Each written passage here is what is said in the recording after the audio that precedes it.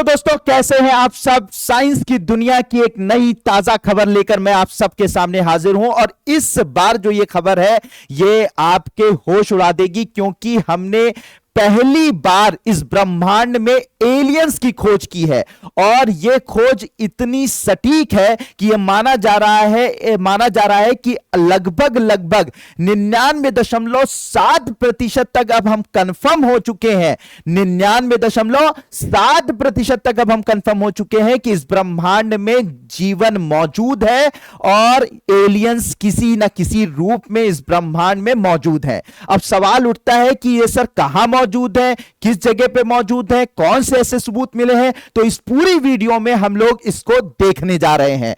तो असल में ये जो जीवन के सबूत मिले हैं जिसे बायो सिग्नेचर कहा जाता है, यानी ऐसे सबूत जो कि कंफर्म कर रहे हैं कि एक पर्टिकुलर ग्रह मौजूद है जो हमसे लगभग 120 लाइट ईयर दूर मौजूद है। यानी पृथ्वी से 120 लाइट ईयर दूर एक तारा है और उस तारे के चारों तरफ एक इस तरीके से ड्वार्फ रेड स्टार है और उसके चारों तरफ एक ग्रह चक्कर लगा रहा है और इसी ग्रह के अंदर बायो सिग्नेचर मिले हैं, यानी जीवन के संकेत मिले हैं। यह पृथ्वी से कितनी दूरी पर है? लगभग 120 लाइट ईयर दूर मौजूद है ये ग्रह। और ये जो ग्रह है उसका नाम क्या है? K218b। याद रखिएगा, K218b। यहां पर जीवन के प्रमाण मिले हैं। अब ये जो जीवन के प्रमाण है वो क्या है जिसे हम बायो सिग्नेचर कहते हैं? असल में अभी जेम्स वेब स्पेस टेलीस्कोप, जो दुनिया का सबसे ताकतवर टेलीस्कोप है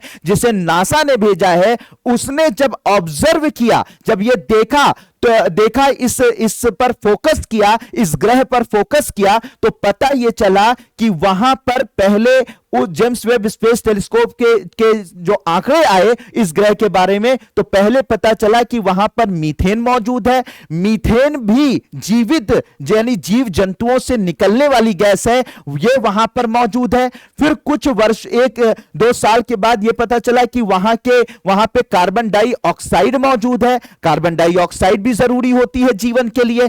और फिर हमें पता चला, जो अभी पता चला 2025 में पता चला उस ग्रह के बारे में, कि वहां पर डाइमेथाइल सल्फाइड मौजूद है।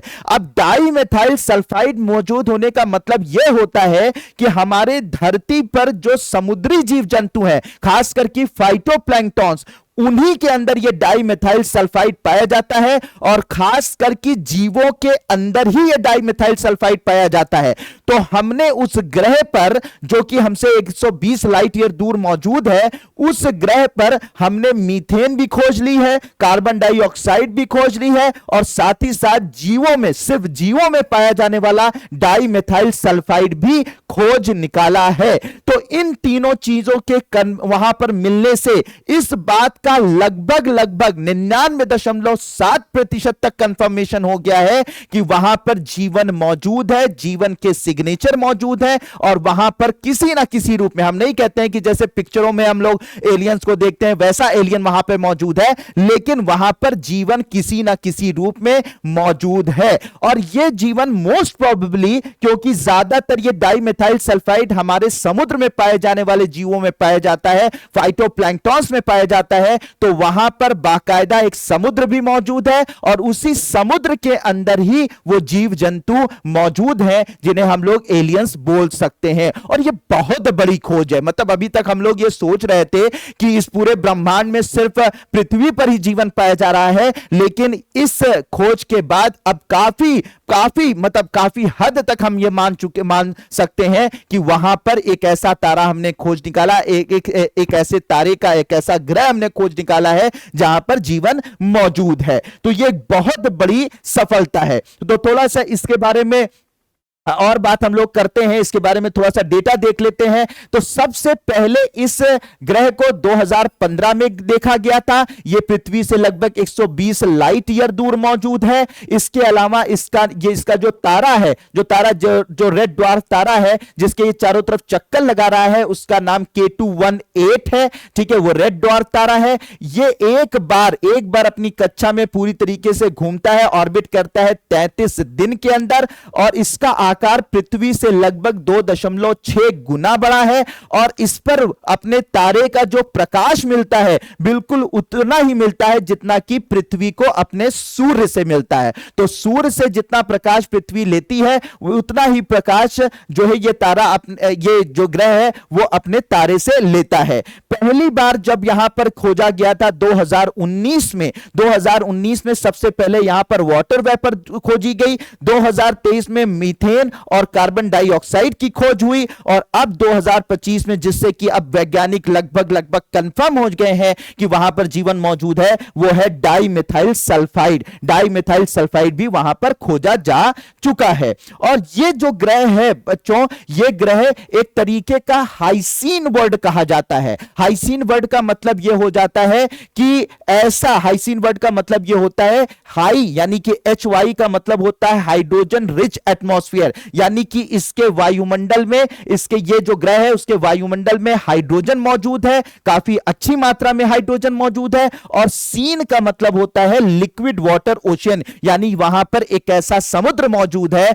जो कि पूरी तरीके से पानी है, और वो भी जमा हुआ पानी नहीं बल्कि लिक्विड ओशियन वहां पे मौजूद है। तो ये एक प्रकार का हाइसीन वर्ड है। K218b यानी कि जहां पर एटमॉस्फेयर में हाइड्रोजन है और साथ ही साथ वहां पर एक बड़ा समुद्र मौजूद है। तो ओवरऑल समुद्र वहां मौजूद है, पानी मौजूद है, ठीक है, भाप पानी मौजूद है, कार्बन डाइऑक्साइड मौजूद है, मीथेन मौजूद है, और फिर डाइमिथाइल सल्फाइड की खोज जब हुई तो इससे इस बात का कंफर्मेशन हो गया कि वहां पर जीवन अब किसी ना किसी रूप में मिल ही गया है, लगभग मिल गया है। लेकिन इसके बावजूद भी जब वैज्ञानिक हर चीज की को 100% जब तक पुष्टि नहीं कर देते तब तक उसे नहीं मानते हैं। यह विज्ञान की एक बहुत बड़ी खूबसूरती है कि विज्ञान आप 99.7% तक आप कंफर्म है, तब भी हम अभी पूरी तसल्ली नहीं मिली है। तो यही माना जा रहा है कि अभी ये जो सर्टेनिटी मिली है ये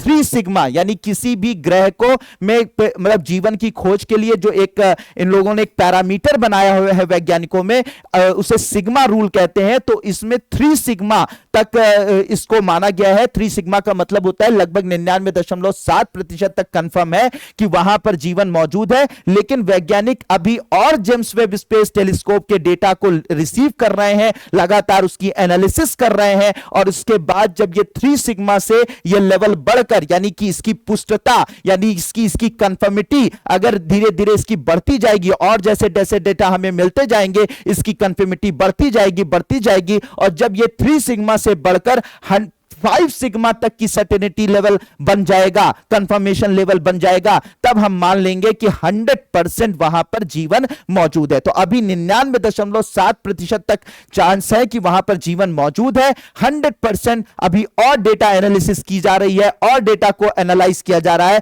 इसके बाद हम कंफर्म बता देंगे कि वहां पर एलियंस यानी कि वहां पर जीवन मौजूद है। ठीक है, तो और अब इसमें एक और अच्छी बात आपको बता दूं कि ये जो सारा खेल हुआ है, यानी ये सारी जो खोज हुई है, इसमें एक भारतीय वैज्ञानिक का, यानी कह सकते हैं इंडियन बॉर्न वैज्ञानिक का जो है वो नाम आ रहा है, काफी चर्चा में वो नाम है, और वो नाम है डॉक्टर मधुसूदन का। ये डॉक्टर मधुसूदन जो है, मैं आपको बताऊं, ये जो डॉक्टर मधुसूदन है ये असल में इस वक्त प्रोफेसर हैं, कहां पर, कैम्ब्रिज इंस्टीट्यूट ऑफ एस्ट्रोनॉमी में, और जिन्होंने इस पूरी टीम को, यानी कैम्ब्रिज इंस्टीट्यूट ऑफ एस्ट्रोनॉमी की पूरी टीम को लीड कर रहे हैं। इस ग्रह को इन्होंने ही एनालाइज किया है, इन्होंने इस बात का पता लगाया है कि वहां पर जीवन किसी न किसी रूप में मौजूद है, और पूरी टीम को यही लीड कर रहे हैं। और यह गर्व होने वाली बात है भारत के लिए, भारतवासियों के लिए, कि ये IIT BHU के पढ़े हुए हैं, साथ ही साथ इन्होंने मैसाचुसेट्स IT अमेरिका में भी पढ़ाई करी है,